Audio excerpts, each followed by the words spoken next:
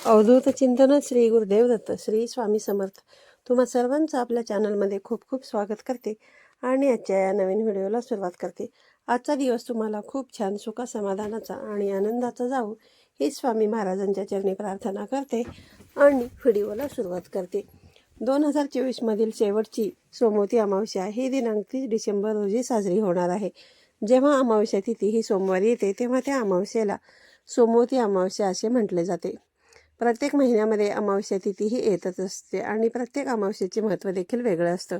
सोमवती अमावस्या ही अत्यंत महत्त्वाची मानली जाते. म्हणूनच या अमावस्येला अनन्यसाधारण असे महत्त्व आहे. या दिवशी पवित्र नद्यांमध्ये स्नान करण्याला खूप महत्त्व दिलं जातं. त्यानंतर पूर्वज, देव आणि ऋषी यांना दान देखील करत असतात. या दिवशी दान केल्याने या दानाचे आपल्याला दुप्पट पटीने फळ प्राप्त होत असते. त्यामुळे आपली कर्जमुक्ती देखील होत असते. सोमवती अमावस्या हा दिवस भगवान शिव आणि माता पार्वतीच्या उपासनेचा आणि उपवासाचा दिवस असतो.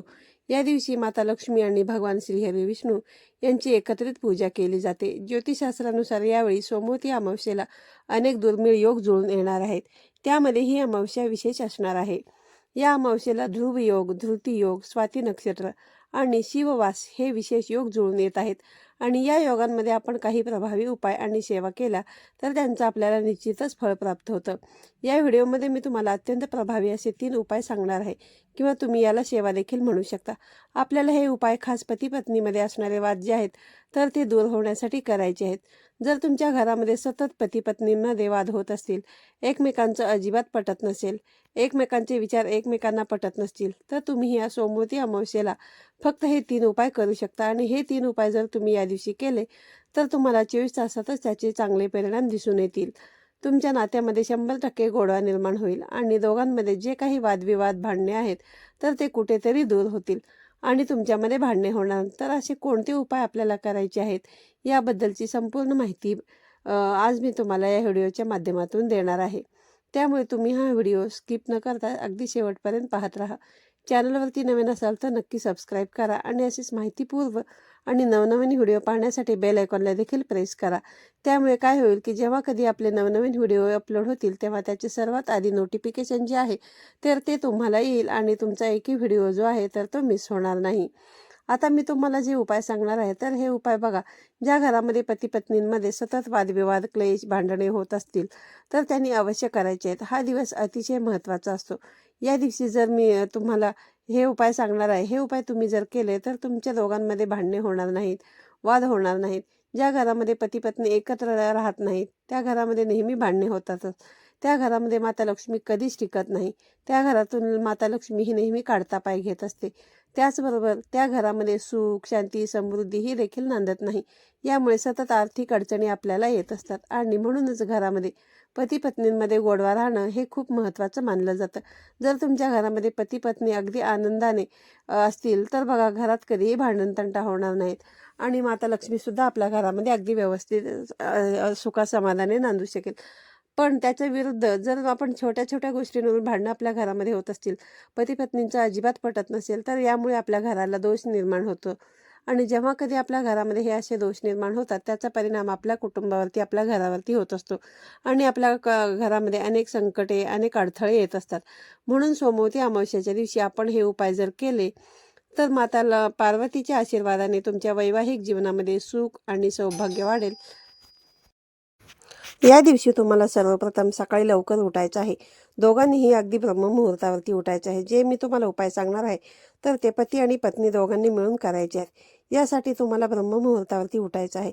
उठल्यानंतर तुम्हाला स्नान करायचं आहे आणि स्नान करत असताना तुम्हाला आंघोळीच्या पाण्यामध्ये थोडेसे काळे तीळ टाकायचे आहेत आणि थोडंसं खडे मीठ टाकायचं आहे आणि या पाण्याने तुम्हाला स्नान करायचे आहे.